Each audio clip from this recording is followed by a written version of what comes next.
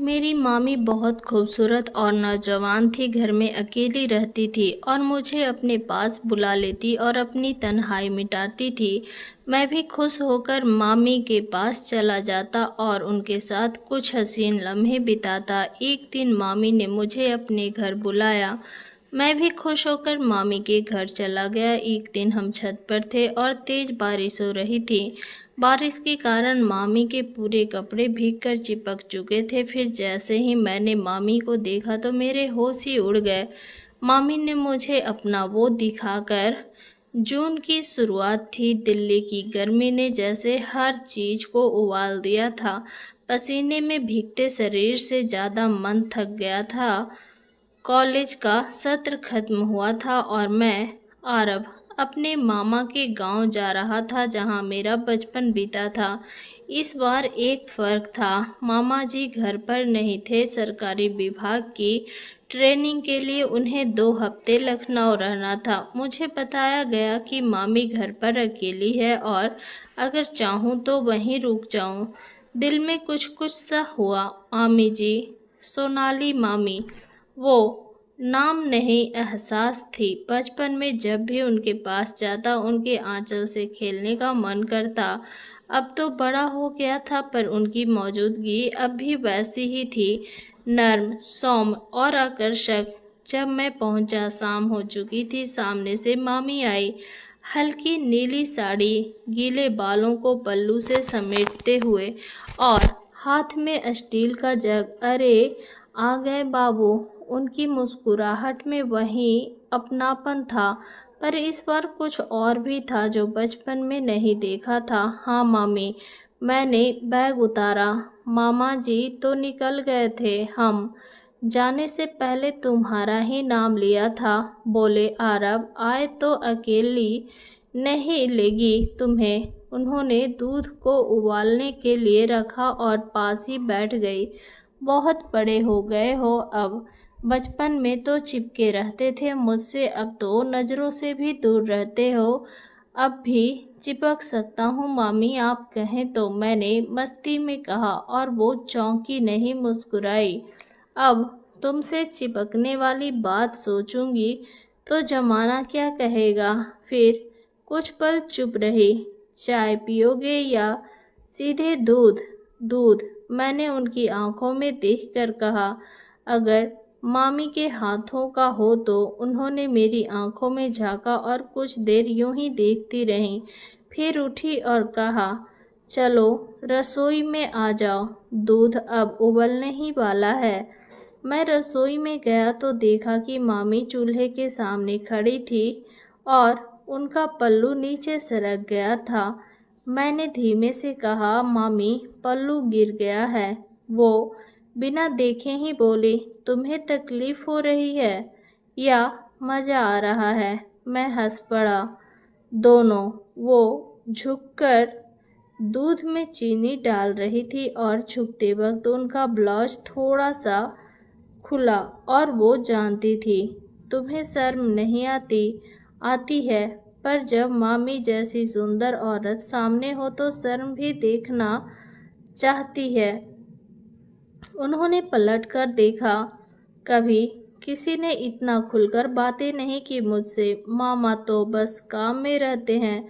मैंने धीरे से कहा, कभी किसी ने इतने हक से देखा नहीं होगा आपको मामी। वो कुछ पल चुप रही, फिर धीरे से दूध का गिलास मेरी ओर बढ़ाया। लो पी लो, गर्म है पर मीठा भी। मैंने गिलास पकड़ा और धीरे से कहा, जैसे मामी। वो मुस्कुराई पर इस बार उस हंसी में थोड़ा दर्द था। दोपहरें और लंबे साए। गांव में दोपहरें लंबी होती थी। मामी खाना बना चुकी होती और फिर धूप से बचने के लिए अंदर आ जाती। एक दिन मैंने कहा, मामी कोई पुरानी फिल्म लगा दो ना टीवी पर। उन्होंने हंसते हुए पुराना चैनल लगाया और वैजंती माला की पुरानी फिल्म चल पड़ी। हम दोनों साथ बैठ गए। फिल्म में एक सीन था जहां नायिका गीले बालों में मंदिर की सीढ़ियों पर खड़ी थी, बिल्कुल वैसे ही जैसे मामी कभी खड़ी होती थी। मैंने कहा, मामी आप भी ऐसे सीन में होती तो फिल्म हिट हो जाती, और अगर तुम हीरो होते तो मैं हर सीन को असली बना देता। वो चुप रही, धीरे से बोले, फिल्मों में इश्क दिखाता है आरव, असल जिंदगी में नहीं होता। तो क्या आपकी जिंदगी में कभी इश्क नहीं हुआ? उन्होंने मेरी ओर देखा, पहली बार बहुत गंभीर होकर हुआ था, लेकिन वक्त ने उसे घूंघट उड़ा दिया। गांव की दोपहरें बहुत गहरी होती है। बाहर की गर्मी और भीतर की खामोशी दोनों शरीर को नहीं मन को पिघलाती है, खासकर जब किसी घर में सिर्फ एक जवान मामी और एक जवान भांजा हो। मामी अब खुलकर बात करने लगी थी, हर छोटी बात पर मेरी तरफ देखती और मुस्कुराती। मैं भी अब उनके सामने झिझकता नहीं था। उनके बालों में उंगलियां फिराना, चाय के दौरान उनके हाथ छू लेना, सब कुछ सहज लगने लगा था, या शायद हम दोनों के लिए असहज चीजें भी अब जरूरत सी लगने लगी थी। एक दोपहर बिजली चली गई थी। मामी ने पंखा झेलते हुए कहा, आरव जरा पीठ दबा दोगे, बहुत दुख रही है। मैंने पीछे आया। वो पलंग पर पेट के बल लेटी थी, उनकी साड़ी की प्लेटें बिखरी गई थी। पीठ पर हाथ रखते ही मैं समझ गया, ये एक आम निवेदन नहीं था। उनका बदन गर्म था, जैसे लंबे समय से किसी सुकून का इंतजार कर रहे हों। आरव, उनकी आवाज़ धीमी हुई, कभी कभी सोचती हूँ कि अगर मैं किसी और की बीवी होती, शायद कुछ और होता। मैंने धीरे से पूछा, मामी आप खुश नहीं हैं क्या? खुशी तो वो होती है जो किसी की बाहों में सिर रखकर महसूस होती है, यहाँ तो बस जिम्मेदारियाँ हैं। मैंने अपनी उंगलियों से उनकी पीठ सहलाई, धीरे नरमी से। उन्होंने आंखें बंद कर ली। ऐसा लगता है जैसे मेरे अंदर बहुत कुछ दबा हुआ है जो कभी किसी ने पूछा ही नहीं। मैं कुछ नहीं बोला, बस उनकी सांसों की लय सुनता रहा। अगले दिन मौसम बदल गया। शाम को अचानक बादल घिर आए और बारिश शुरू हो गई। मामी ने कहा, चलो छत पर चलते हैं, बहुत दिन हुए भीगने को। हम छत पर पहुंचे। चारों तरफ धूप गायब थी, सिर्फ बादल, बूंदे और ठंडी हवा। मामी भीग गई, उनकी साड़ी पूरी तरह भीग चुकी थी। पल्लू कंधे से फिसलकर उनकी कमर से लिपट गया था। बाल खुले थे, माथे पर टपकती बूंदें और आंखों में हल्की सी बेचैनी। मामी आप बारिश में बहुत खूबसूरत लगती हो। वैसे भी हर मौसम आप पर फिदा होता है। उन्होंने मुझे देखा, तो क्या तुम भी हो? मैंने झुककर उनके गाल से एक बूंद हटाई।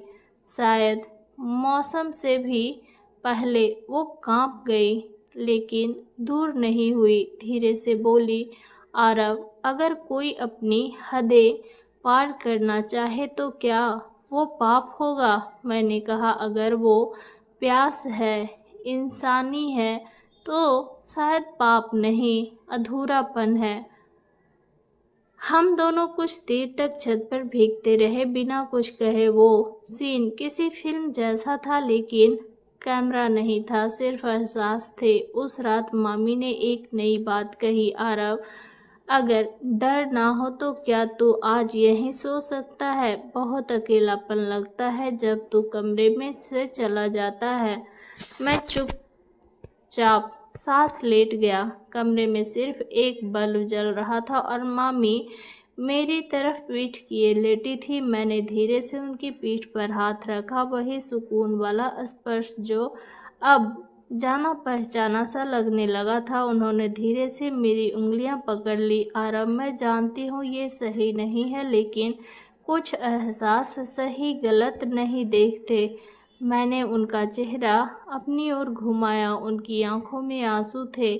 मैं किसी मर्द की बाहों में कब से सोना चाहती थी, वो मुझे सिर्फ अपने लिए देखे। मामा के लिए मैं सिर्फ घर संभालने वाली औरत हूँ। मैंने उनके आंसू पोंछे। आप सिर्फ मामी नहीं हो, एक औरत हो जिसकी भी अपनी प्यास, अपनी चाह होती है। उन्होंने मेरी उंगलियों को चूमा। आज बस मेरे पास रहो, मुझे मत तोड़ो। हम एक दूसरे के पास लेटे रहे, लेकिन उस रात कुछ भी शारीरिक नहीं हुआ। हमने सिर्फ एक दूसरे की उंगलियां थामी और एक लंबी सांस के साथ नींद आई। अगले दिन मामी ने मुझे रसोई में बुलाया।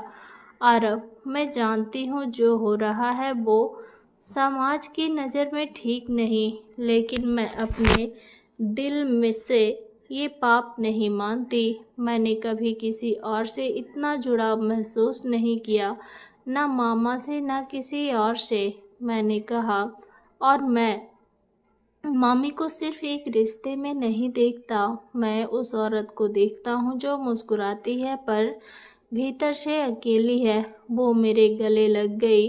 काश तुम मेरे हम उम्र होते, काश मैं तुम्हारे इंतजार में होती। 3 दिन बाद मामा लौट आए। मामी बदल गई। उनकी आंखों में फिर वही चुप्पी लौट आई। मैंने उनसे बात करने की कोशिश की पर उन्होंने साफ कहा, अब सब वैसा ही होना चाहिए जैसा पहले था। विदा के दिन उन्होंने मुझे अकेले बुलाया। आरव, तू हमेशा मेरे लिए खास रहेगा, लेकिन अब वो सब भूल जा जो सिर्फ हमारे अकेलेपन में था। मैंने सिर झुकाया। मैंने कभी आपकी इज्जत में कमी नहीं की मामी। जो महसूस किया वो गलत नहीं था, लेकिन अब हमेशा आपकी इज्जत को ही दिल में रखूँगा। दोस्त, कुछ रिश्ते शारीरिक स्पर्श नहीं, मन के जुड़ाव से परिभाषित होते हैं। और ये कहानी हमें यही सिखाती है कि हर अधूरी औरत को चाहने वाला पुरुष उसका आशिक नहीं होता, वो उसकी इज्जत बन सकता है। सच्चे रिश्ते वो होते हैं जो सीमाएं पार नहीं करते, बल्कि सीमा के भीतर भी प्यार को समझते हैं। तो दोस्तों, ये कहानी आपको कैसी लगी कमेंट करके ज़रूर बताइएगा। अच्छी लगे तो लाइक शेयर, चैनल पर नया हो तो चैनल को सब्सक्राइब भी कीजिएगा।